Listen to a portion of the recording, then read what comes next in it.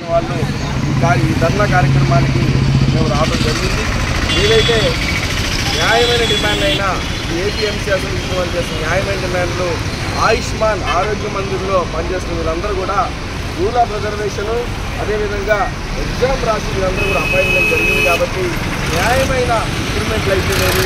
ఎంత న్యాయమైన పరిస్థితి అంటే విలేజ్ హెల్త్ ఎలివెన్స్లు ఆ రోజు ఏదైతే ఆ మందిర్లో ఆ ఎలివెన్స్లు కూడా ఉద్యోగస్తులు పట్టిన పరిస్థితుల్లో కూడా ఈరోజు కూడా ఉన్నట్టే ప్రభుత్వం వెంటనే దయచేసి వాళ్ళ న్యాయమైన డిమాండ్ని పరిష్కరించాలని కోరుతా ఉన్నాం.